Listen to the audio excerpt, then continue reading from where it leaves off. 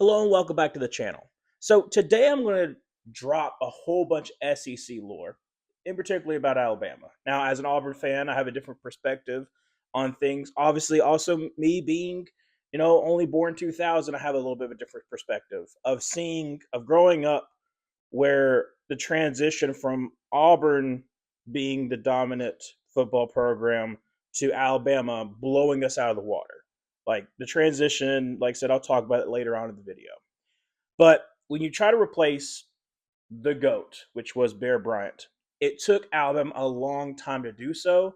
And so during this video, I'm going to be breaking down different chapters, the different tenures of different coaches, and showing you along the way how did we get there? How did we get to once Nick Saban came to Alabama, Alabama fans who had grown up without after Bear Bryant had died and had retired and had gone through all this? Why was this? There is this sense of Alabama's now at top and they're not going to try to go away because they've been away from it for so long. So I'm going to be discussing how Alabama replaced the GOAT with the GOAT of their own, and honestly, probably even in better sense too. I know some Bama fans are teetering on that if Bear Bryant or Nick Saban's better, but let's start off with just talking about Bear Bryant. So there's no doubt who was the number one GOAT college football head coach by the time that he retired in 1982. He had 6 national titles. He had 13 conference champions. He had 323 wins, which was the most of all time at the time that he retired. Okay, so there's no doubt that he is the GOAT. Okay. By the time that he retired in 1982, he'd already had like a lot of medical problems, some heart problems, and so it was a miracle that the success that Bama had while he was still having these kind of problems. So after the 1982 season, he retires, but he goes on a high note, being Illinois in the bowl game, and then about 4 weeks later, he does succumb and he does end up dying. And so it's a very dark day in Alabama football history when he dies. They have found the replacement in Ray Perkins, which is where we start off with the first chapter. So the first chapter, Ray Perkins, and then we'll go on through along the video. So just sit back, relax.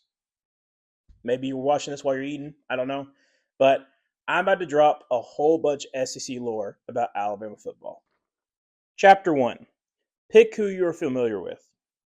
Now, during this era, Alabama would definitely be more so inclined to hire former Bryant coaches or players to try to lead the team. Now, first one up is Ray Perkins, as I mentioned. Now, he had been winning back-to-back titles as a player under Bear Bryant in 64 and 65. Right at this point in time, he's actually the head coach for the New York Giants, and from about 1979 to about 1982. The reason why I mention this is because there's a very important also lore about Ray Perkins.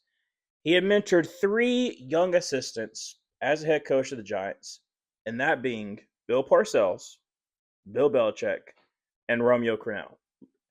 2 of the most influential, well, not really 2, but all 3 of them are very influential. But some of the most influential coaches that you've seen in NFL, and also the ones who also got someone we will eventually be talking about, their start as well. It's very important to make that a distinction that Ray Perkins in football in general is a very influential figure, and he's the first one up the bat. His offense, I mean, you look at Josh McDaniels, Josh McDaniels literally runs his offense, like the Ray Perkins, Bernhardt, I guess the last name, offense, like literally runs his offense. Anyways, back to Ray Perkins being hired at Bama. Bryant approved, like I said, before he died, he approved the hire, saying that he was one of us. He was someone who had played underneath him, someone who had distinguished, like being like in winning ways, establishing that kind of culture. So he was the right guy for the job.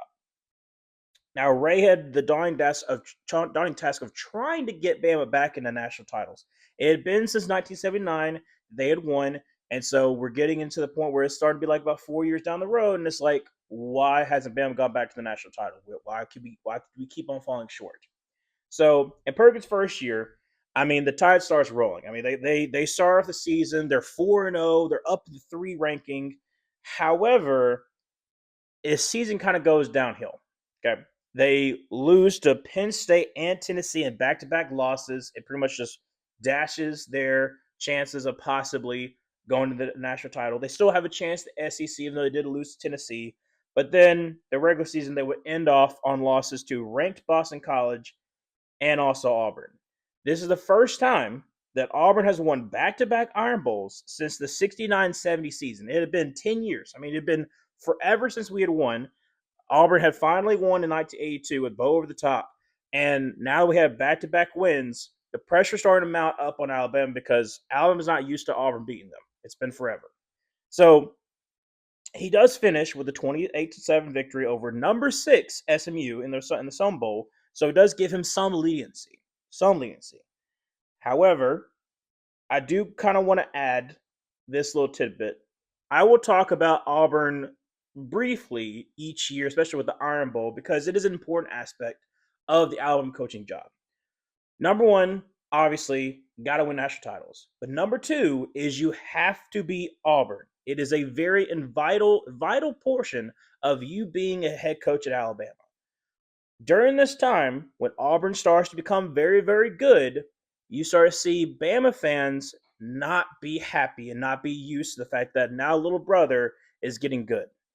The reason why I mention this is because of the fact that there is a radio show that starts around mid 80s in Birmingham, the Paul Feinbaum show. Paul Feinbaum starts getting his little groove on during the 80s, and then, like I said, it reaches heights in the 90s, and that's the reason why he starts to grow.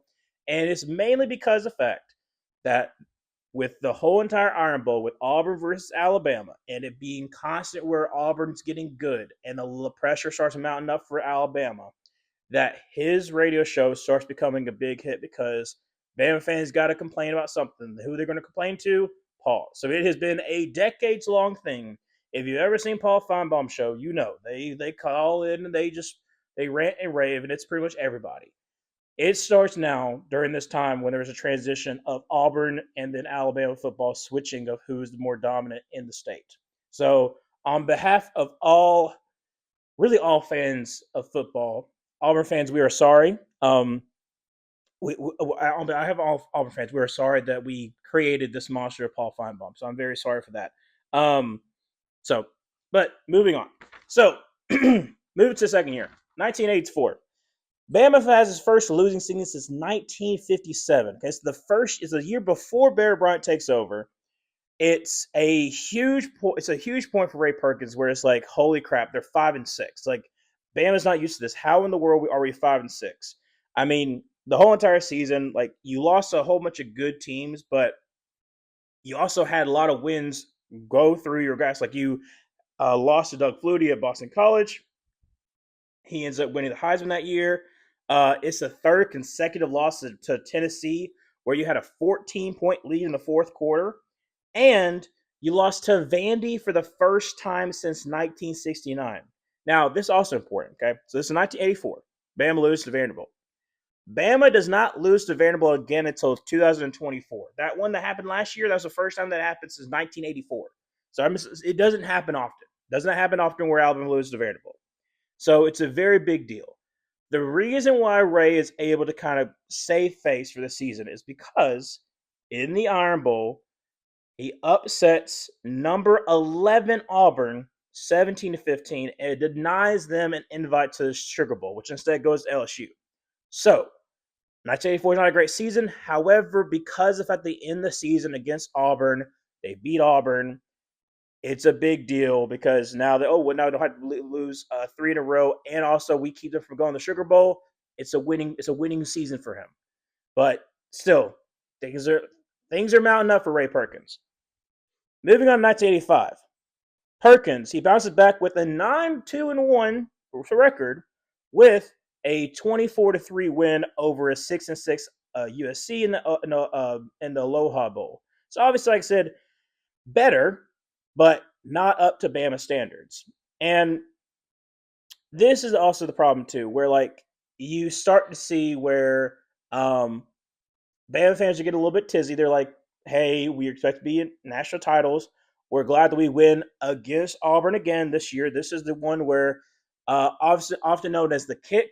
not a very creative name, but the kick. So there's back and forth, like in the fourth quarter, lead changes, all that kind of stuff. And then Van Tiffen kicks a 52-yard field goal to win.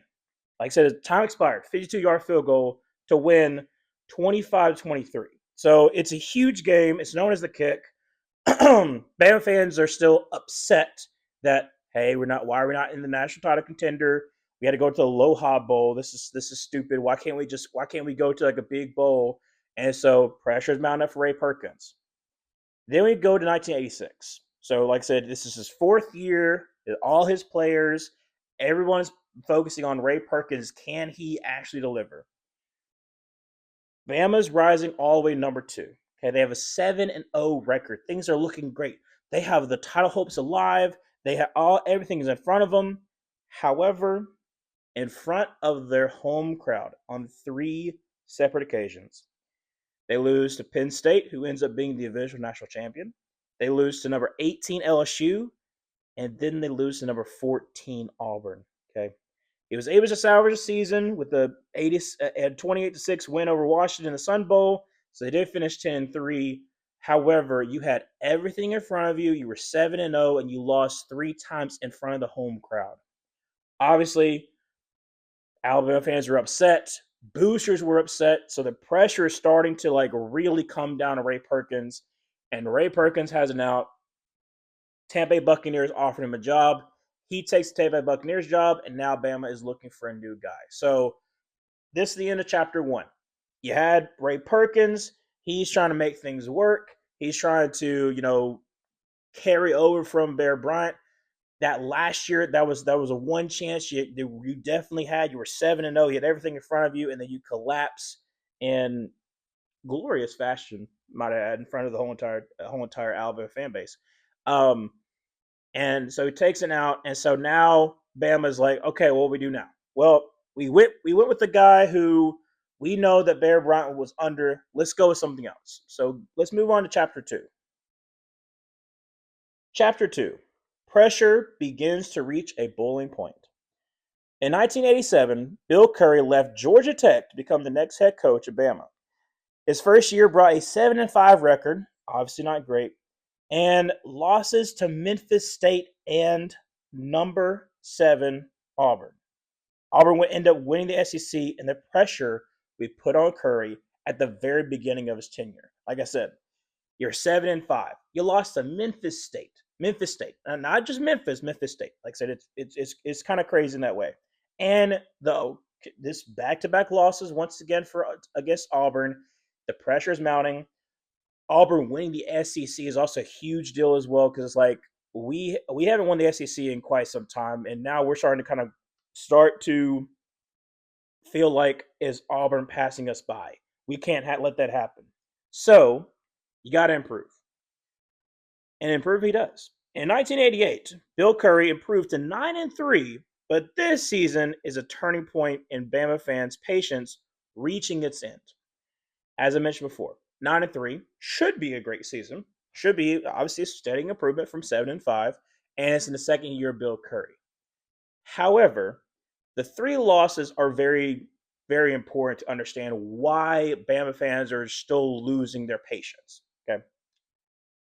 In addition to Auburn winning its second straight SEC title, so Auburn's still good. 1988, we have an amazing defense. We share the title actually in 1988, but still we win the SEC. Back-to-back SEC titles. Bama loses close games near the end of the season. So you had everything in front of you. You were at that point in time, you had only one loss, and you lose at the end of the season to number 13 LSU, 19-18. So very close game. And then you lose once again to number 7 Auburn, 15-10. So Auburn has its first 3-game Iron Bowl streak since the 5-game streak from 1954 to 58. It had been over it had been over 30 years since Auburn had more than a 2-game win streak in the rivalry. Like you had, that's what I'm saying. That's how dominant it had been for Alabama. Alabama had like an 11-game win streak against us. Actually it was 10-game win streak, but it was still like There was dominance in the rivalry, and then all of a sudden Auburn's getting good. All of a sudden Auburn's winning SEC, and you're not. So the pressure is mounting up. Okay. The other reason why 1988 is so crucial for Bill Curry is because yes, he lost to two ranked opponents, highly ranked opponents, very close by a combined 6 points. However, at the very beginning of the season, about week 4, they had a homecoming against Ole Miss. Now, Alabama had never, I repeat, had never lost to Ole Miss in the state of Alabama. Never. Okay, this is 1988. They've been playing for over 100 years. Okay, never lost to Ole Miss in Alabama. This is their homecoming. Okay, that's what I'm setting you up for, like just letting you know how crazy it is. They lose to Ole Miss 22-12 at homecoming, and so fans are livid. Like I said, it's week 4. It's very early in the season too. They think their championships hopes are dashed. They end up being so, but still, a fan threw a brick through the office window of Bill Curry's office. Like I said, he threw a brick. Like that's what I'm saying. Like that's how like Bam fans are getting very ticked off that they're just things are just not working out. Why can't we just get back to where we were before? And so he is feeling the pressure. The other problem that happened in the 1980 season is versus Texas A&M. Now, Alabama was scheduled to fly to College Station to try to play Texas A&M. The problem is that there was a hurricane. In fact, there was Hurricane Gilbert, which is an interesting name to name a hurricane, Gilbert. But there was Hurricane Gilbert that was supposed to be hitting College Station. So Bill Curry said that he feared that there was a hurricane that was coming through. We don't want to put our people in danger. So he decided that we want to reschedule the game. Now, Texas A&M's head coach was very critical of this because he knew that the quarterback for Alabama had been hurt. So Bill Curry, in his mind, was just trying to delay the game so that his quarterback could get healthy. That's what the theory is. The other issue is that the day of the game, it was sunshine and rainbows. There was nothing going on in College Station. The hurricane didn't come to College Station, and they could have played the game. So, because of this action, Texas A&M fans started calling Bill Curry Chicken Curry, which I guess that's 1988 standards, but still, Chicken Curry is what his nickname would be for A&M fans. So like I said, had the homecoming issue, had a Texas A&M issue. Now Texas A&M would reschedule the game; they would blow them out like I don't know, that was like 30-3. It was a shellacking, but still, it still remained that you were seen as being a chicken, and like obviously, like I said, fans can be kind of like a little bit. What's the word I want to use? Um, I really don't know what the word I want to use, but basically they could just be kind of cruel, and even if you're trying to think of the safety of your players, they could be like, "Well, you dishonored us," or something like that. So Bam fans are like I said, they're really ticked off with Bill Curry at this point in time. It's starting to reach a boiling point, and it all comes down to 1989. Now, in 1989, Bill Curry is having the time of his life. Okay, time of his life. He's reaching number 10, not number 10. He's reaching 10-0 right now. I mean, he's leading them to an amazing season. However, the number 2 Bama comes to Jordan Hare for the first time. Now, I want you to set up some stuff in case you don't know. The Iron Bowl had always been played in Legion Field. Like in Birmingham, it was a very big, problem that Auburn had because Birmingham is so Alabama leaning. Like there's still some Auburn fans in Birmingham, but it's so Alabama leaning. They'll basically be like almost a home crowd for Bama. So Auburn kept on pushing for a home to home series. And then finally it broke in the early 80s where they were setting up for eventually it would be a home to home series. So it's the first time that it's not being played in either in Legion Field and it's being played in Jordan Hare. Okay, so it's a historic game. Bama's number 2. They are 10-0 and they're going to Jordan Hare. Bama loses. This is the third straight time under Bill Curry that Auburn wins. Auburn wins like 30-20. Okay, I literally have a um like a ticket stub because my parents, but both of my parents went to that game. So because of the fact that Auburn won, they share the SEC title. So it's a three-way tie. LSU, Auburn, and Bama all share the SEC title. Bama still goes to the Sugar Bowl, but it's still a it's still shown as being like, oh my gosh, like we had everything in front of us. We were the number two team, and now we go to the Sugar Bowl. We had to go against the number one team in Miami, and they lose to Miami. They lose 33-25. And during that game, there's a huge thing that happens during that game. Well, Bill Curry is fussing at a player, had like grabs the face mask of the player. It becomes a huge story as well after the Sugar Bowl. And the fact is that you lost back to back games. Yes, you returned to a very important bowl in the Sugar Bowl, which was like basically a national championship because you're going to the number one team, and Miami ends up winning the national championship. But it's a mark of we were so close once again.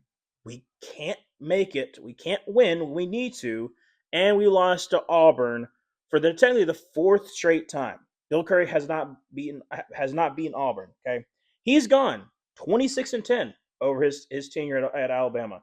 This year, he won the SEC Coach of the Year. He won the Bobby Dodd Coach of the Year award. Like he's he's proving to be a really good head coach, but he just can't beat Auburn.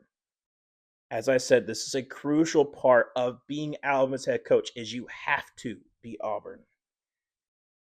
During this time, I already mentioned about the fans and how they were growing tired of Bill Curry, but now it's starting to creep into the boosters and also the upper level management. After the Sugar Bowl, after the debacle of losing out the season, Bill Curry's contract was up. So after the Sugar Bowl, the officials are basically putting a contract together, but they put some stipulations that Bill Curry, obviously, if you're up, he's going to be upset about because you just led them to a major bowl, the first major bowl they had been since Bear Bryant was the head coach. Yes, you lost it, but it was a close game. In this contract, he had no new raise, so was making the same amount of money, even though he had accomplished what he accomplished. They also removed the power for him to hire and fire assistants. So now he had no control really over his staff in this new contract. Obviously, Bill Curry was upset. So Bill Curry is like, heck to y'all, I'm just going to go to Kentucky. So he left the Kentucky job, bolted from Bama. So now Bama's back to square one. Where do we go from here?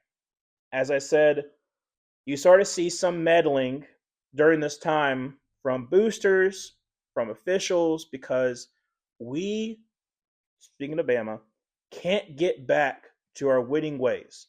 It's been over 10 years since we won a national title. We were so close. We're almost there. We just got to find the right guy. So that's when we move on to chapter 3. Chapter 3, Return to the Winning Ways. In 1990, Bama hired Gene Stallings as a head coach. Now, Gene Stallings is a very important figure in college football. One, he's one of the Junction Boys, which were the survivors of Bear Bryant's boot camp when he was back at the head coach of Texas A&M. Now, in case you don't know about the Junction Boys, it's going to take me a long time to kind of talk about it, but I'll just kind of like talk about it briefly. It's a huge boot camp thing that where a lot of people like left. There's some things that people might have died during it too. But basically, you had basically no kind of water, no kind of anything. Like it was a very very bad boot camp that Bear Bryant did at Texas A&M to try to get the strongest people to be on his team, and Gene Stallings was one of those. So he already had the moniker for being like a hard worker, that kind of stuff that people wanted to work for.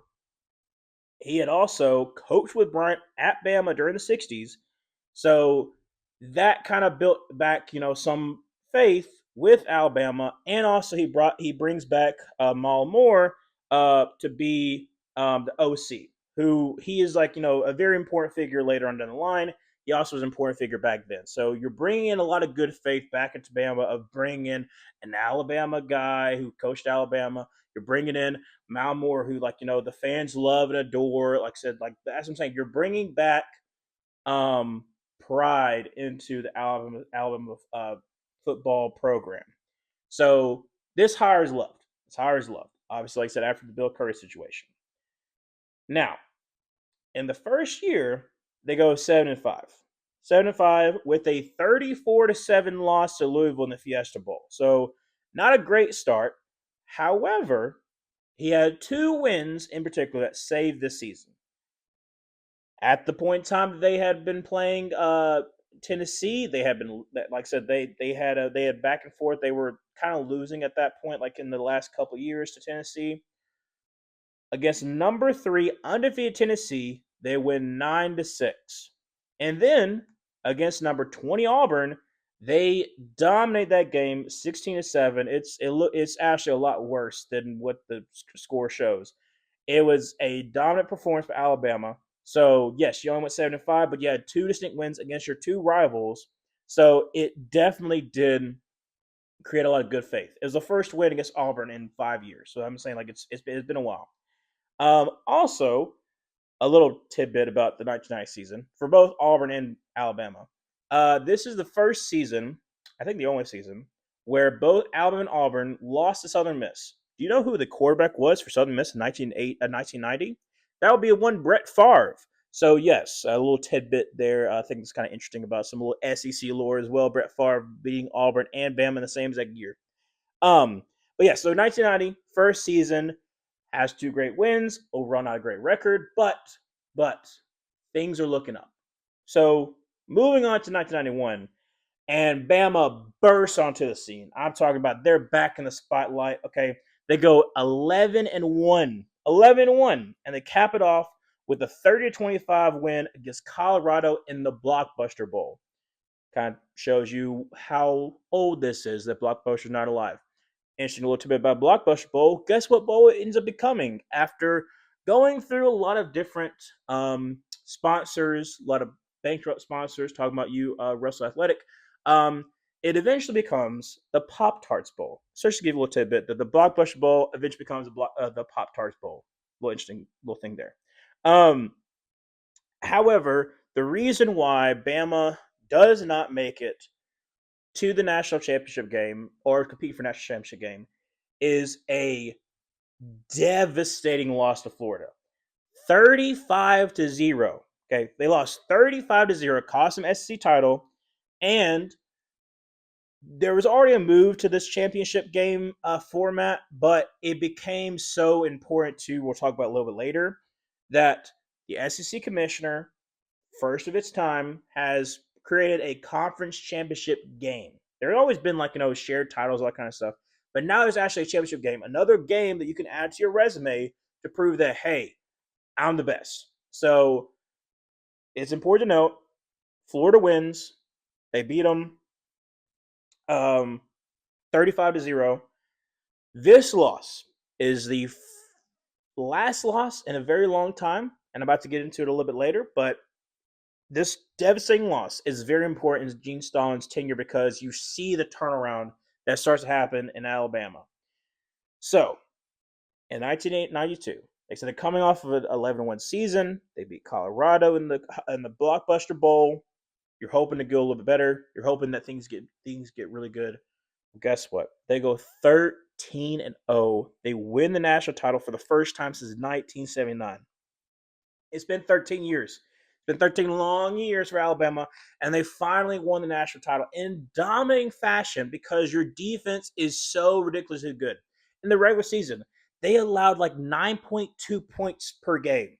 That's how dominant a performance their defense was doing. And it all led up to an SEC championship game with a rematch over Florida. Remember, 1991, they had gotten dominated 35-0. And now they have to go against Florida in the SEC championship game with a chance to win a national title in a bowl game. If they lose, their championship hopes are dashed, okay? Dashed. In the first ever SEC championship game, Bama beats Florida 28-21, thanks in large part to Antonio Langham's picking off Florida and returning it for a touchdown.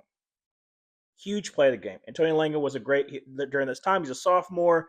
He has an amazing season. He continues to have an amazing season in 1993. But Antonio Langham is also an important figure that I'll talk about a little bit later as well. But just focus on the good times right now, because this is the last time there's going to be some good times in a while for Alabama. Alabama wins the SEC championship game. They go against the number one defending national champions, Miami, and they absolutely mollywhopped them. They mopped the floor with them, 34-13. Like, it's a dominant defense. It's a dominant game. Miami doesn't even score an offensive touchdown in that game. Like, it's an absolutely amazing thing. Like, you might have seen, if you ever in the South, especially if you're around Alabama fans, more than likely you have seen a painting or picture of the Miami versus Alabama one, because it's such a huge portion of the fact that it had been 13 years since you won one, and it had been a long time until they won another one. But just kind of showing a little bit of foreshadowing in this that it's right now, it's good times. Right now everything's looking up. The thing is that during this time as well, not only are you at the highs of the highs, Alabama winning national championship, you're having a long win streak after you got blown up by Florida, having a long win streak. During this time, the 91-92 season, Auburn's bottoming out. Okay. Auburn, unfortunately, and as an Auburn fan, it does hurt to say, we had gone back-to-back 5-win seasons, and we were in the process of getting NCAA sanctions against us due to player payment scheme that was exposed by Eric Ramsey. Now, in another video, I will talk about Auburn being Auburn, and this is in one case of just Auburn beating up itself. But think of this way. Bama fans had grown accustomed to Auburn all of a sudden be the dominant football in Alabama, not used to it, obviously, and hated it. And that's the reason why there was like big tizzy about the fact, like, why can't we just beat Auburn?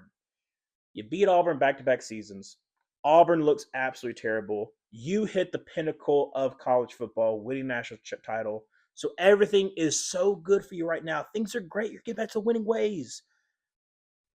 I'm building this up to show you that this right here is like the climax for a while. And it's about to get a whole lot worse. So if you're interested, buckle up.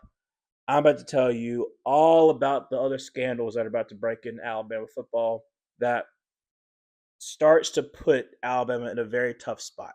So moving on to chapter 4. Chapter 4.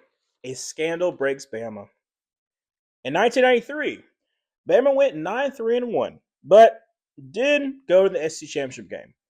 However, they lost to Auburn 22-14, ended up finishing undefeated season, but since they were on probation, they can't go to the SEC championship game. So, like, technically you won the SEC West, but you didn't really. But because Auburn's on probation, you can't really go. So you end up losing to Florida 28-13. Obviously, Florida's upset because you beat them last year. So you get beat by Florida. It's not looking good. However, here's the thing. Here's the thing. During this time, and it starts to break really in November of 1993. So like you start to see kind of like a decline.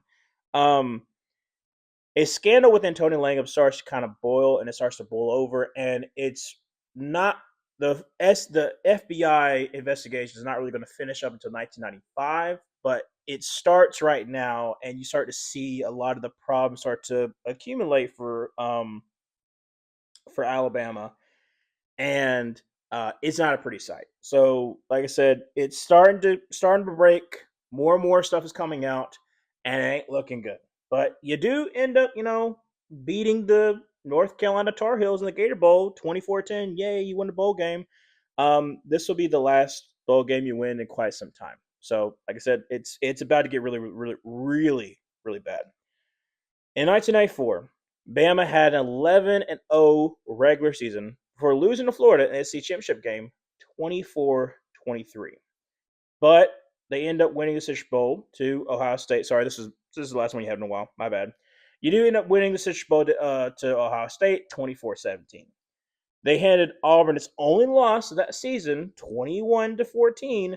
But during this time, like I said, you start to have more and more stuff accumulate about what actually happened in the 1993 season, in the season and about to come up in 1995, and it's like, okay, when is it finally going to break? When is it going to finally break? It finally breaks in August of 1995. So you had the 1994 season, you had the 1993 season, you've had all these seasons after initially the rumors being broken in 1993 in November. But here's what actually happened. Okay. So in 95, right before the season, the NCAA found Alabama guilty of 4 major rule violations in 1993. So because of this, you reduce 1993 season to only the losses that you had. Like I said, you vacate the wins, and that starts to be a thing that starts happening in Alabama. Is where you start to see some of the vacated wins because of some of the recruiting violations, some of the other violations that's starting to happen. But in this particular instance, Gene Stallings and the athletic director Hootie Ingram, yes, his name is Hootie. They falsified Antonio Langham's eligibility for the 1993 season. You see, basically, after the 93 Sugar Bowl, where you won the national championship game against Miami, things were looking good. Antonio Langham signs with an agent to try to join the NFL draft. Now, he is a sophomore, so he is not eligible for the NFL draft. But because of the fact that he signed with the agent, he is no longer eligible to play in any kind of sport.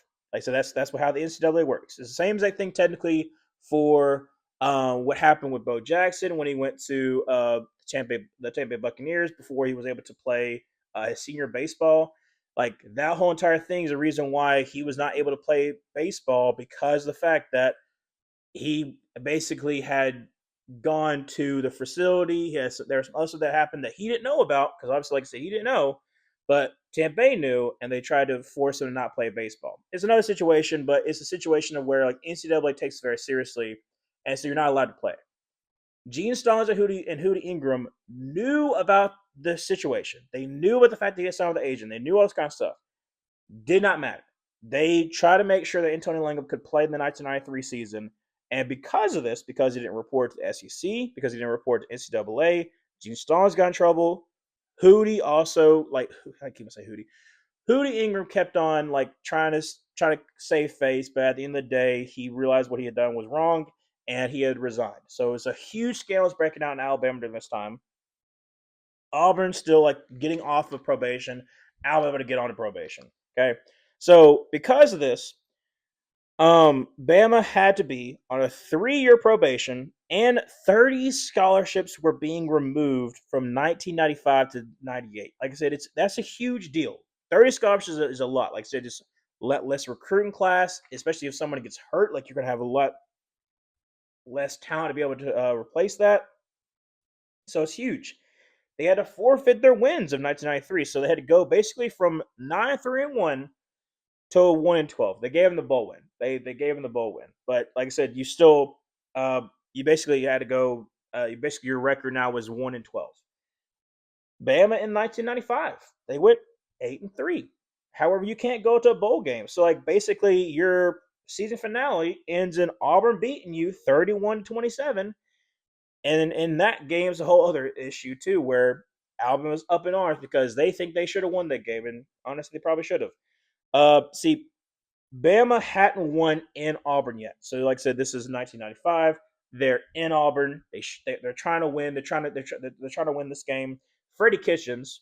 Shout out to anybody who remembers Freddie Kitchens from the Browns. He's an important figure in Alabama lore. But he throws for 300 yards. Throws for 300 yards. Still doesn't win. Okay.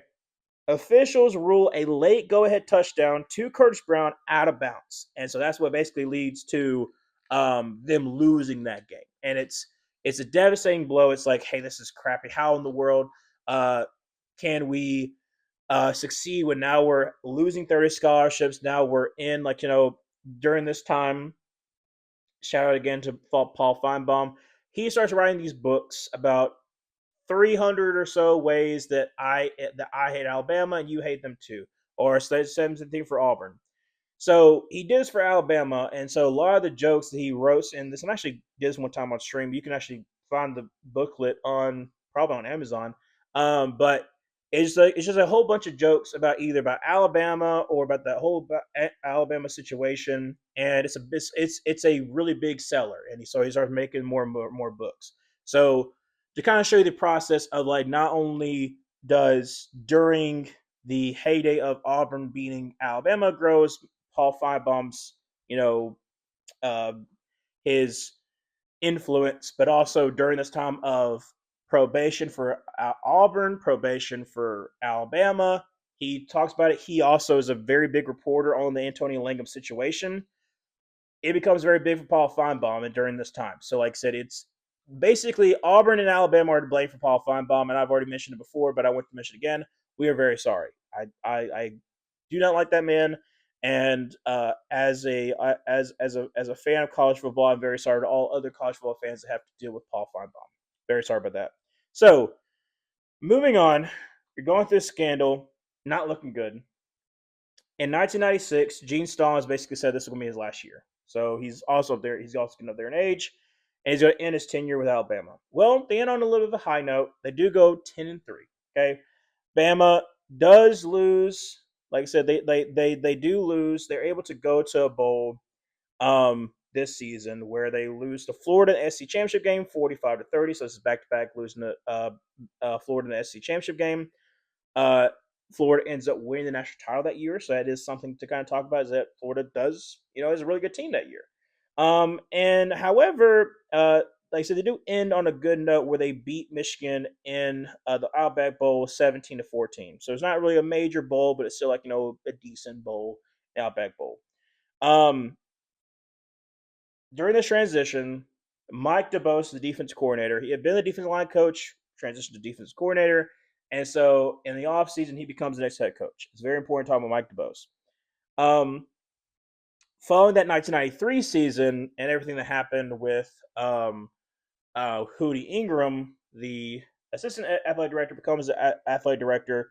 And so Mal Moore, going from offense coordinator, and also during this time, his wife also was sick. I think she had cancer, I'm not for sure, but she was sick. And so he leaves coaching to go to be more of like athletic director. He becomes the assistant athletic director. So during this time, Hootie Ingram resigns. He's replaced with Backrath. I think I'm saying that right. He's a new athletic director. He's also important part too because there starts to be a little bit of a scandal as well. But he becomes AD. You finish off with the probation. You finish off with like a lot of scandals going on, losing scholarships, that kind of stuff. And Mike DeBose now is your loss is now your next head coach. So you're starting to see a transition. You're hoping to see more improvement. However, things are about to get really, really bad. And I mentioned before, because I said I want to set you up for Alabama at the pinnacle, starting to fall down, and Chapter 5 is basically a series of unfortunate events. It's unfortunate hires, unfortunate events, and you just start to see where it's almost like a culture of toxicity with the fan base, with athletic directors, with coaches. There's a whole bunch of toxicity that starts to go down in Alabama, and it's making it to where it's very hard to succeed. And I just want to set you up for like what you're about to listen to because it's about to get really really bad. So let's move on to chapter 5. Now, chapter 5 is a little bit of a long one, but this is a series of unfortunate hires. So obviously, like I said, I mentioned before that Backrath, was the new AD. He replaced Hoodie Ingram, and he's looking to try to replace Gene Stallings. So he basically just gets Mike DeBose, who was a DC. He becomes the next head coach. So Mike DeBose, he's taking over in 1997. However, in 1997, Alabama makes Mike DeBose the hire, They also bring in a former coach under Bear Bryant by the name of Bruce Arians. Now, if you're NFL a junkie like I am as well, you know who Bruce Arians is, and I will talk about Bruce Arians in another video. I have another video planned, but it's important to know that he's offense coordinator. Dabo Sweeney's actually the either the tight end coach or the wide receiver coach at this point in time. So the staff is there's some people in the staff that's very influential. Um, and so the 1995 season is a very important part where you start to see a break in sanity. Like there's no more sanity going on in Alabama. I'm about to go kind of dive into it. So, like I said, 1992, you win the national championship game. You have decent seasons from 93, 94, 95, and into 1996. But 1997, you fail miserably. Okay, you go 4-7. 4-7. Okay, this is like the first losing season they have had in a very long time since the 5-6 Ray Perkins. That's like I said, you'll have a losing season since the first time in about 13 years? Yeah, about 13 years. So it's huge. It's huge. And it's another Iron Bowl where you should have won the game and then you lose it. And in this particular Iron Bowl, it doesn't get talked about enough. But the 1997 Iron Bowl, okay, you're in Auburn. Auburn has a chance of going to the SEC championship game to face off against Tennessee. You are leading late in the fourth. Alabama, you're leading late in the fourth, okay? You're leading 17-15. It's a third and long. Bruce Arians, to try to gain some more yards, hopefully like kind of chew up some of the clock, calls a screen pass. Okay, so third and long, calls a screen pass. The running back, Ed Schism, fumbles the ball. Auburn recovers. They're in field goal range. They kick a field goal. They win the game 18-17, even after Alabama tries their best to get in field goal range, but they miss the field goal. So Alabama Auburn narrowly escapes with a win. Okay, they go to the SEC championship game. They do lose to Tennessee. It's 30-29, but it's still a close game against Peyton Manning as last year. So they end up losing the SEC championship game, but Auburn doesn't, winning the Peach Bowl 21-17. So Auburn has a great season. You don't. You could have ruined their season, but you didn't because you failed miserably. The issue with that Iron Bowl is because pressure is mounting on Mike DeBose. There's already like a lot of people who are not really happy with basically just promoting Mike DeBose to head coach instead of like going out and trying to get the guy. So there's always some pressure on there too. But with this folly of events where basically you had the lead, you lost the lead due to like a fumble, there's got to be a scapegoat. And the reason why I mentioned Bruce Arians is because Bruce Arians is chosen as the scapegoat for Mike DeBose. Basically, Mike DeBose claims that he did not know what play was being run. He also said he didn't agree with the play that was being run. So he throws Bruce Arians underneath the bus and he fires him. So Bruce Arians leaves. He no longer the offensive coordinator at Alabama. Best thing possible to happen for him, not gonna lie. And like I said in the other video that I'll make about him, it's a turning point in not only his life but also in Alabama. So I mentioned 1987 because it's a very important thing. Iron Bowl, very big turning point for Alabama as well. So you're coming off 4-7 season. Things aren't looking good in the first season with Mike DeBose. And in 1998, things get better, but scandals still are brewing. Okay, so 1998, Mike DeBose leads Bama to a 7-5 record. Obviously, it's not great. You end up losing the Music City Bowl in the last game of the season, 38-7 to Virginia Tech. Like it's bad. However, you did beat Auburn in the last Iron Bowl in Birmingham. So it's the very last Iron Bowl that's happening in Birmingham in Legion Field. You beat them. So obviously get you some good graces with Alabama fans that you did beat Auburn. Auburn wasn't good that year. We had to replace Bowden because he basically quit on the team. And like I said, that's Auburn being Auburn. To give you context, Auburn was like 3-8 that year. So like I said, it was bad. But you still beat Auburn. Still important that you beat Auburn, and you beat them in front of the Birmingham crowd that like I said, is the last one. So very important thing. However, the pressure starts to mount up for Mike DeBose. And during this time, there starts to be some rumors that's starting to spread that he might not be the most faithful guy. So during this time, even though he had gotten some good faith by some of the fans because he beat Auburn, his affair with his secretary was about to be leaked. So, as I mentioned before, things aren't looking too good. Bama fans are trying to they don't really like the hire of Mike DeBose. They're 7-5. They just got blown out in the bowl game, and they don't know what to think. They're thinking like things are not looking too hot right now. Well, the rumors started to be spread, but it isn't until May of 1999, so like that in that off season, that the story breaks. Okay, so the story breaks that Mike DeBose is having an affair with his secretary. It's a whole entire ordeal. It's like that's obviously a power dynamic that you can't do. We're living in it right now with well, not exactly the same exact thing with Michigan's head coach because of what Sherrone Moore did after the fact, but still with the affair part, not the what Sherrone Moore did after the fact, but Mike DeBose tries to deny that he's having an affair with secretary. Try to not say like well it never happened. Da, da, da. But as the season starts to get closer, he does admit that it was true, and he also says that he settled out of court for over $300,000. So, like I said, I'm not going to say the secretary's name. I'm not going to try to drag her into this, but also it'd be a long video if I did. But it's already going to be a long video. Mike DeBose has an affair with the secretary. It's a big thing. His final 2 years of his contract are voided. So after the 1999 season, he has no more guarantees. So this is essentially going to be his last year with the team unless he gets a new contract because like those final 2 years are voided. In 1999, they started season 2-0. Okay, started season 2-0. Things are looking good. Oh, yeah, they're pretty good.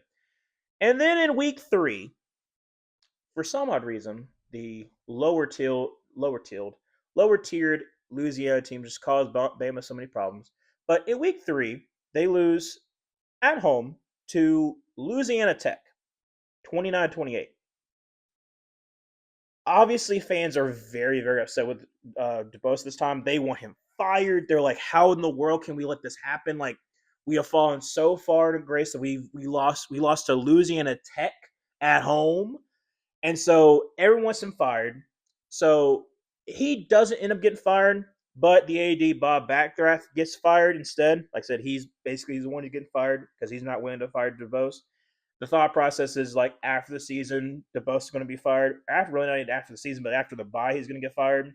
Mal Moore takes over as the athletic director, and so basically the administration is starting to get involved. They're starting to get kind of upset of like the way that Alabama's been going, and they're just going to find a way to fire Mike DeBose in the best situation where before their bye, they're going to be playing against Florida at Florida, and it's supposed to be a boat race. So we'll have cause to try to be able to fire Mike DeBose. You should have cause to be able to fire him because he had an affair with secretary. But what do I know? I'm not the administration for Alabama. So that's a rumor. Supposed to be fired at the bye. However, they lean into what that makes them good. And during 1999, they have Sean Alexander of Seattle Seahawks fame, also absolute dog at Alabama in 1999. So they have an amazing offensive tackle who ends up winning the Outland Trophy. Sean Alexander is having an amazing season. They lean into that heavily, and they become like a very, very run-oriented team, and they start succeeding. So in 3 straight games, they have to go against ranked opponents. They beat number 14 Arkansas 35-28. They beat number 3 Florida at Florida 40-39 in overtime. That was also, I think, that was also like a missed extra point for Florida, so that ends up winning the game for Bam. But still, you go into Florida, win at Florida, um, and they win at number 22 Ole Miss 30-24. So this is starting to be where, all right, well, we're starting to get some things going the right way. Also important to note, Florida hadn't lost at home in over 5 years. So it's a huge deal that you were able to beat Florida at Florida. and they were number 3. So, like I said, you ended their 5-game home win streak. You win against ranked opponents. You also win in Auburn for the first time ever. So you go to Auburn in 1999 and you win. You win 28 to 17. Okay, and then you go to the SEC championship game against Florida, who you beat in Florida. You ended their win streak. Florida's still mad with you. Florida's number 5 at this point in time, and you boat race them 34-7. Like, you absolutely dominate them. Like Sean Alexander at this point in time is having an amazing season. I think he has over 2,000 rushing yards. Like I said, it's incredible. As you're Alabama fan, you're conflicted. One, you hate Mike DeBose, but at the same time, you love the fact that you're doing pretty good right now. But because that one loss, you don't end up going to the BCS championship game. You end up going to the Orange Bowl against Michigan, and you lose 35-34 against Tom Brady. Tom Brady actually was the quarterback for Michigan at that point in time. But the issue with the 1999 season that really does kind of tick off Bama fans is after Mike DeBose, after all the rumors of him being fired, after winning the SC championship game, boat racing Florida, don't know why they decided to do this, because obviously he's going to take people off.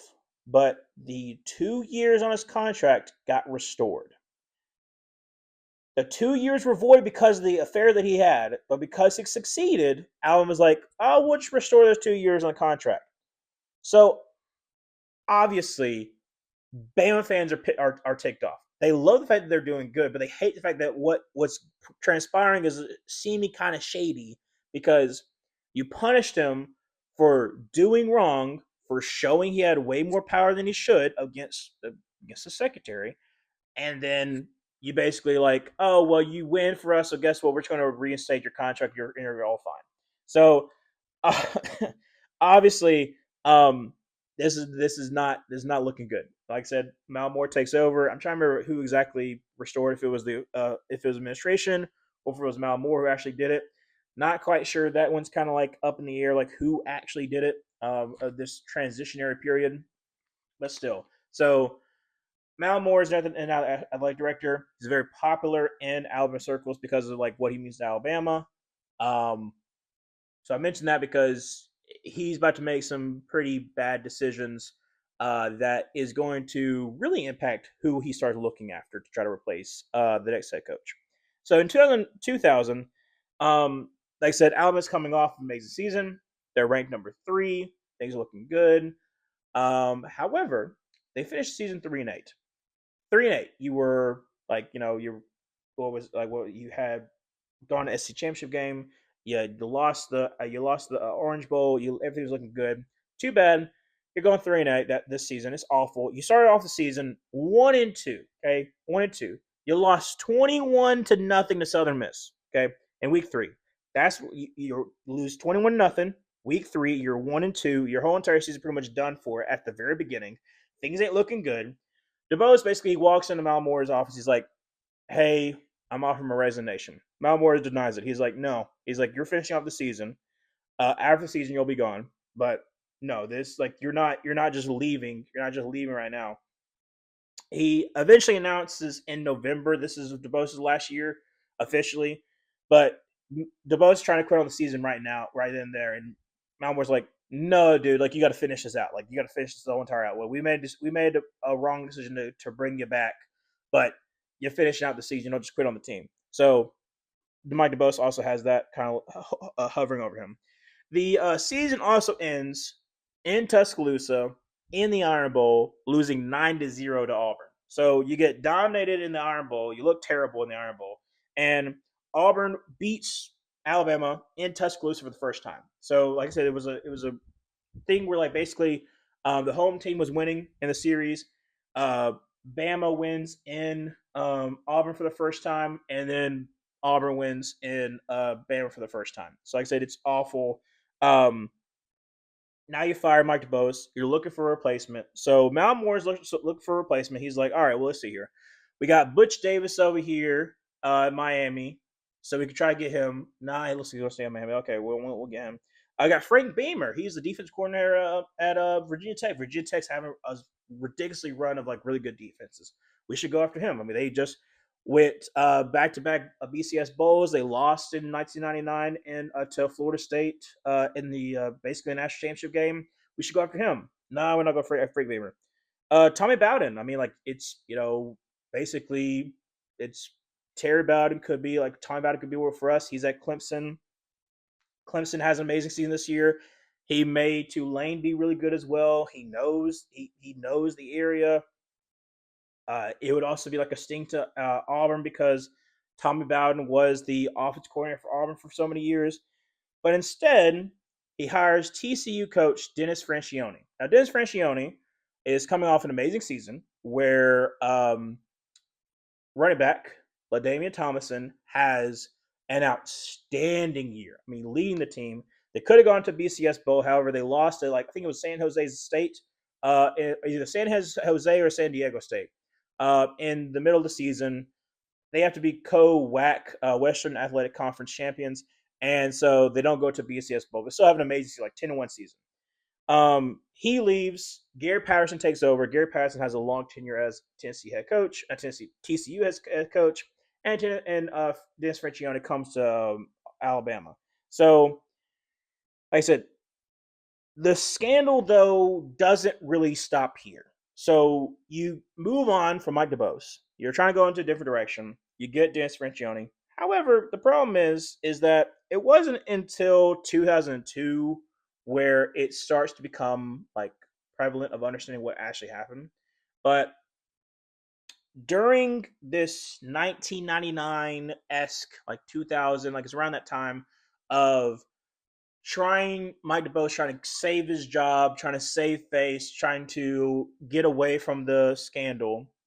There is a player in Memphis, huge dude, okay, huge defensive tackle. He's 6'4", 330 something pounds. Name is Albert Means. During this time, the recruitment for Albert Means is basically they're paying for players. They're paying for Albert Means to try to go to Bama. So because of the payment to try to get Albert Means to Alabama, which is proven to be true, Bama's eventually about to go through a bowl ban, about to go through probation, about to get close to like a death penalty. He's getting like 21 scholarships removed. And as I mentioned before, they already going through scholarships being removed in the previous seasons. So there's going through a whole lot of turmoil in the program. Dennis Francione takes over, and there's more and more problems that come up that he is like, I didn't cause this. This is put on me. I hate this, and this is about to be where things ain't looking too good for Alabama. So they hired Dennis Francione. 2001 comes around. 2001 first season, as per usual, you leave in 7-5. I don't know why that's the case, but for some odd reason, like it's been like Bill Curry, Gene Stallings, now Dennis Francione leading to 7-5 regular season. Also, you'll see that with Nick Saban too. But they beat Iowa State 14-13 in the Independence Bowl. He does beat number 17 Auburn in his first try, 31-7. So like I said, it's a big thing. They win the Independence Bowl. They win the Iron Bowl. It's the first Independence Bowl. It's the first bowl win they've had in like 5 years. So it's a very important thing. So before Francione takes over, the Albert Means kind of goes through like a little bit of an investigation and doesn't break until this off season. So the 2001 season happens, and during this time, the NCAA is trying to like figure out what's happening with Albert Means. There's some rumors that he was getting paid by other teams as well to try to join their team, and basically a coach that I will not name, but Bama fans hate him for obvious reasons because he was at Tennessee. Basically broke the story. And so this whole entire Albert Means things gets announced in the offseason going into the 2002 season, and Bama now has a 2-year bowl ban, so they have to schedule a game at Hawaii, try to have somewhat sort of a bowl. Things ain't looking good. Like I said, they're about to be having scholarships being taken away, bowl ban, all this kind of stuff. Dennis Francione is like, this is stupid. Why I put myself in this situation? And so the whole entire 2002 season is clouded in this, you know, this thing of like Francione is trying to leave this job. Like he hates where he's at right now. He hates the fact that like he didn't really cause situation. He didn't make things better, but like he didn't cause situation, and he wants to leave. So you're going through all this kind of stuff.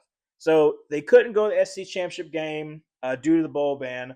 Um, Bama in 2002, they were number 9, so they were still going to have a great season. They go against Auburn. They're at home. They're expected to win.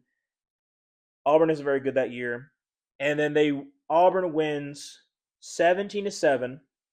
Jason Campbell and also like Trey Smith, both of them, like I said, they're a very key reason why Auburn wins. I mean, the defense also important, but like on offense, reason why Auburn wins that game. My mom was at that game, and she was surrounded by Alabama fans. She just feel like I feel like the only person here that's having a good time because no one like literally you're number 9 in the season. You're not going to go to a bowl game. You can still say like, oh, you're having a good season, then you lose to Auburn. Obviously, like some Bama fans are not happy. So not happy with Dennis Francione. Okay, this also is the first in a string of losses that Bama will have to Auburn. That we'll go to a little bit later on. But basically, like I said, this is crucial. So even though Bama's going 10-3, okay, they go 10-3 that season. Like I said, they lose. They lose to Auburn. The rumor starts to spread that Francione is going to leave the Texas A&M job. Okay, he denies the rumor for the Iron Bowl. He's like, "No, nah, I'm not. I'm not going to Texas A&M." Da da da. Bama offers him a 10-year, $15 million deal. Like I said, it's a big deal for the time. They're trying to keep him there. Like, hey, we understand we're gonna have to go through little bit of a bowl ban kind of scandal, but don't worry, we'll be able to push through it, and you have a lot of security. Francione doesn't sign that deal. He's denying the rumor he's going to go. And then after the Hawaii game, so after they go to the Hawaii game, a week later, he interviewed for the Texas A&M job, and he takes the Texas A&M job. Now, here's the other thing about Dennis Francione that rubbed Alabama players the wrong way, and eventually will rub Texas A&M the wrong way. Um, he has a perspective of not really having a backbone, of not really like standing up and like doing the right thing. And so instead of going back to Alabama to talk to the players, when he got hired to Texas A&M, he has a player meeting, and he basically tells the team like, "Hey, take a Texas A&M job over video teleconference. Like basically just like, hey, this was happening.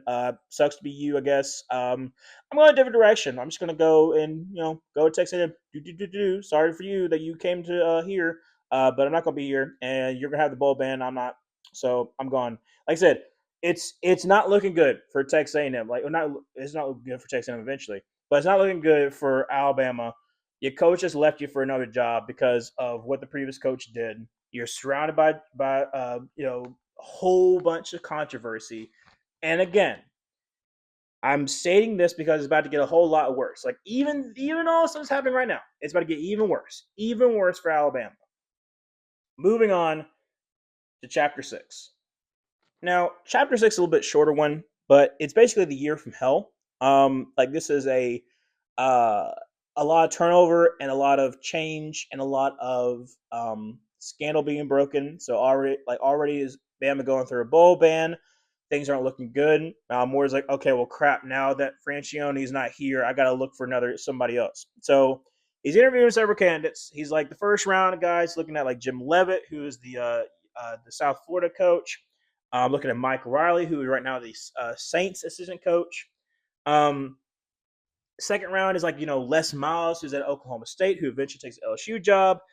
Rich Rodriguez, who's at West Virginia at this point in time, he's kind of building West Virginia, so he's a early candidate for this head coaching job at this point in time. And then Mike Price, who has rebuilt Washington State, has developed quarterbacks. I mean, he was the one who was instrumental in developing Ryan Leaf.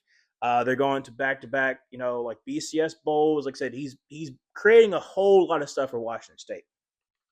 And so Malamore thinks he hits it out of the park. He's like doing really well. He gets Mike Price, and Mike Price has a great recruiting class.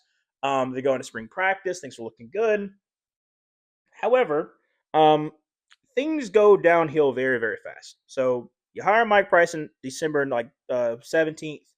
He doesn't come to Bama until after the Rose Bowl because he's playing the Rose Bowl. And then May 3rd, 2003, live in infamy where Alabama's president immediately fires Mike Price, like immediately. At this point in time, they haven't technically. Mike Price hasn't signed the contract. This was like more like a gentleman's agreement, so they don't have to pay him anything. And they're announcing this as stories breaking of what Mike Price has done in Pensacola, Florida. Okay, now I want you to imagine that you're an Alabama resident. You're just sitting there enjoying life. You know, it's getting into summer. You're looking forward to a summer vacation, and then you hear on the news that in Pensacola, Florida, your head coach decides he's going to have a fun time, and it's going to be highly publicized. Okay, so Mike Price goes to Pensacola, Florida, and this is all based upon what Sports Illustrated kind of said, like reported on the issue. Um, Basically, he was seen at a strip club, making it rain. So, as you know, making it rain, like I said, throwing dollar bills at exotic dancers and saying "Roll Tide, roll." That hurts my soul to say, but I'm quoting Mike Price on this. So, basically, saying it in the strip club. He pays for the escort to come to the hotel room where they obviously, engage in certain activities. And this whole entire thing where basically the woman also charges $1,000 to the room. Like, this is a huge, huge scandal. And on top of that, Mike Price had gotten a reputation of being a heavy drinker. He apparently, this is based upon what I've heard from either Alabama fans or like what have been reported on the issue, is that he would often be drinking in the daylight, which, like I said, depends on like who you are. Some people have a problem with that. Um, he was a very, very frequently of the campus, like on campus, like bars and all that kind of stuff. Like he would visit them. So obviously, like I said, he would see you out just drinking, and so that was something that he had kind of like gotten people to know about Mike Price, that he was a drinker, which throws people off. And then all of a sudden, you go to Pensacola, Florida. It becomes a whole entire ordeal. Obviously, people are not happy. And so you get fired. You didn't even sign the contract yet, so you don't even get the money. And now it's the middle, it's after spring training. You're going to fire him. Who are you going to get else now? You just got rid of Dennis Francione. Well, Francione just left you. So you left Francione.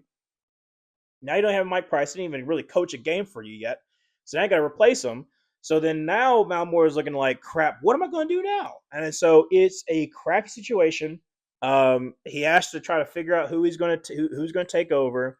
And yeah, like I said, this is a whole really the off season from hell. But it's just a crappy moment in Alabama football where there's a whole lot of mess happening in 2003. And I mentioned this because it's leading to the 2003 season, and the 2003 season for Auburn is about to be basically going to be a whole bunch of scandal too in the eventual video that I'll talk about where Auburn being Auburn. But how we mirror each other is very interesting. But I just want to mention that as well. Alabama going through an off season of hell. Malmore is like, who am I going to get to now? Most of the jobs are filled. I just got to find a guy. So he's going to interview a guy. Not gonna be the right choice, but what he does best he could possibly do. So moving on to chapter 7. All right, so chapter 7, Mike, maybe the third time's a charm. So obviously they had Mike DeBose, they had Mike Price for a second. Now let's try Mike Shula. Now Mike Shula, he was hired instead of Sylvester Croom, which was a huge deal. One, Sylvester Croom had played for Bama, he had coached for Bama. And also, this would have been the first time ever that either Auburn or Alabama had hired an African American head coach. Said to go with Mike Shula instead. Mike Shula had also played for Alabama as well. Had actually played for, if I remember correctly, it was Ray Perkins. So he actually played under Ray Perkins at Tampa Bay. But I mentioned Mike Shula. He comes in. He fires some of the basically Mike Price's. I think it's his sons, but like basically fires like some other Prices, either his sons or his brothers. I can't remember, but anyways, um, so make some change to the staff. Things ain't looking good. Obviously, coming in like in the off season, I can only imagine what it must feel like for like a player during this time. But you finish the 2023 season 4-9. Obviously, like I said, it's a crazy year, so it makes sense. But like the Iron Bowl streak continues. Auburn wins 28-23. Bama even loses to Northern Illinois.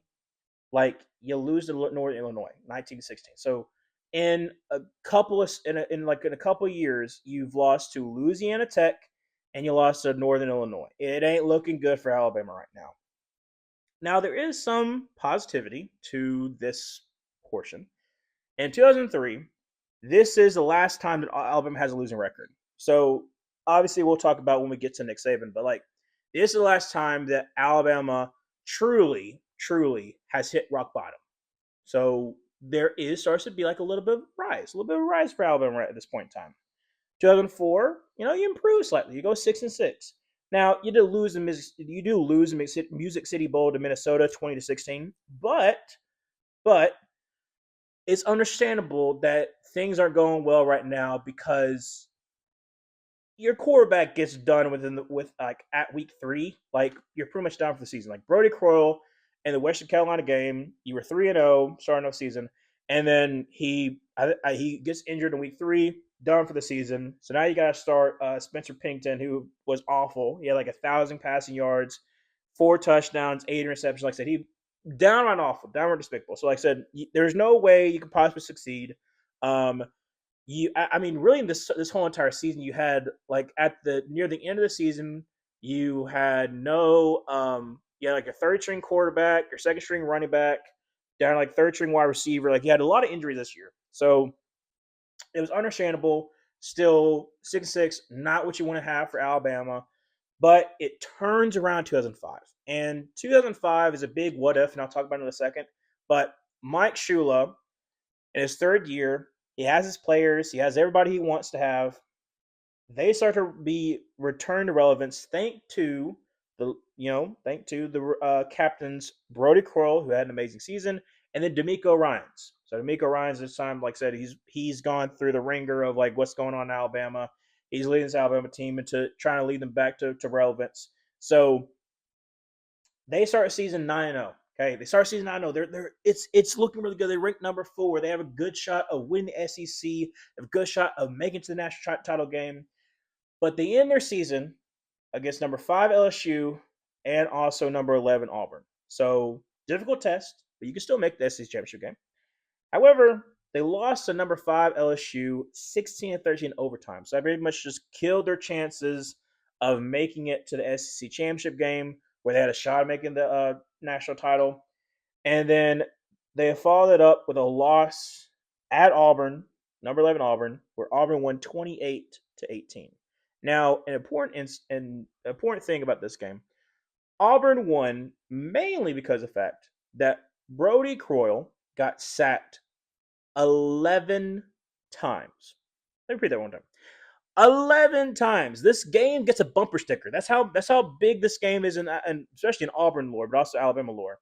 Honk if you sack Brody Croyle. Like literally, like everyone got a sack. Everyone's feeding the families. Everyone's having a great time. If you're at Auburn, you're sacking them. Like the first play was a sack. The third play was a sack. Like I said, it was crazy. Like as an Auburn fan, as a very young Auburn fan, it's one of my biggest memories when I was very very young. Like I said, I was like 5. Yeah, I was 5 at that point in time. Like I said, one of my best memories as a young kid, like seeing Auburn absolutely dominate Alabama. So you end the season, unfortunately, um, where you don't go to the SEC championship game. However, you do go to the Cotton Bowl and you do beat Texas Tech 13-10. So hey, you won a huge game. You win a huge bowl game. Things are looking up. And this year is also what I mentioned about the big what if is that Tyrone Prothro was an amazing wide receiver. Okay, like week 2 or 3, they play Southern Miss. He has what they just say is the catch. Obviously, like I said, they said the kick, the catch. They don't. Bama fans, for some reason, don't know how to make a interesting name for a play. But Um, he basically makes the catch where he catches a ball, and you'll see, like, say, catch the ball over the defender. Like I said, amazing catch. And in week 5 against Florida, they win that game 31-3. Like, say, they blow Florida out. However, he breaks his leg. Tyron Prother is out. He breaks his leg. What could have been, I mean, it's what could have been this season, but it's still an impressive season where you go to the Cotton Bowl, you win the Cotton Bowl. This is 2005. Okay, it's the first major bowl win you've had since the 1994 Citrus Bowl. So it's been over 11 years since you won a major bowl. Things are looking up. However, this season's also clouded in scandal because during this time, um, Bama has another scandal where basically they're gifting free textbooks to student athletes, for them to be able to sell those textbooks for profit. So obviously, you can't do that. It's a players system that you're not allowed to do. So because of this, the NCAA ruled that any person who was given textbooks they did not where they were not supposed to is considered ineligible, and there were several players who were considered ineligible. So all those wins gets vacated, all that record gets stripped. So even though you have an amazing season, it technically doesn't count anymore because of what happened. So like it's like one of those things where it's like crap, but it doesn't happen till later on when these wins get stripped. Also, because he wins the Cotton Bowl, Mike Shula gets a contract extension. 6 years, $1.8 million a year. Like I say, he gets a contract extension. Things are looking up, and I say that because, like I said, it's about to get worse. 2006, you fall back down to earth. Bama falls back down to earth. I mean, they start the season 5-2, so it still looks like gonna be a great season, and then you lose 4 of the last 5.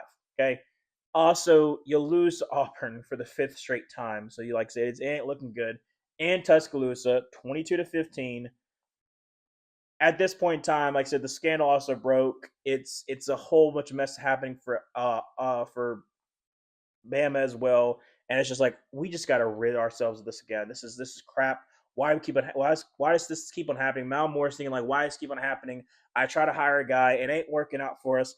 I'm probably gonna lose my job because I can't make a good hire. So we're gonna fire Mike Shula. We got to pay him $4 million left on his contract because he just signed to a contract extension. And so it's like, all right, well, if I don't get this hire right, my job's on the line. People like me, but like they're probably getting sick and tired of like the way that album has been used, the way that album has been doing. So I've got to nail this higher. So going into chapter 8, they finally get it right. So let's move on. Chapter 8, they finally get it right, and it basically saves Alabama football as in general, where they're finally having some consistency. It saves Mal Moore's job and also revitalized Nick Saban's. So who could Mal Moore have taken? Like the name circulated, we all know about like at least one of them. We'll talk about in a second. But Steve Spurrier was a name that was being shown. He ends up staying at South Carolina, rebuild South Carolina. Greg Schiano, he had just taken Rutgers to be an 11-2 record. They had beaten Kansas State. Like I said, he had revitalized that team. He ends up staying. David Cutcliffe, who is a very important figure. He was the Tennessee offense coordinator for a while. He's the one that basically developed Peyton Manning, then becomes a head coach at Ole Miss, develops Eli Manning, and then he eventually takes the Duke job. So he actually takes the Duke job um, instead of going to Bama. The last one that we kind of talked about that people know about is Rich Rodriguez. So he was very close to actually going to Tuscaloosa. Like Mal Moore thought that it was going to happen. Rich Rod was going to come to Alabama. Things it was going to be great, and then he decides he's going to stay at West Virginia. But he only stays for like one more year. Then he jumped ship to go to Michigan. But it was very close that Rich Rod almost became the head coach at Alabama.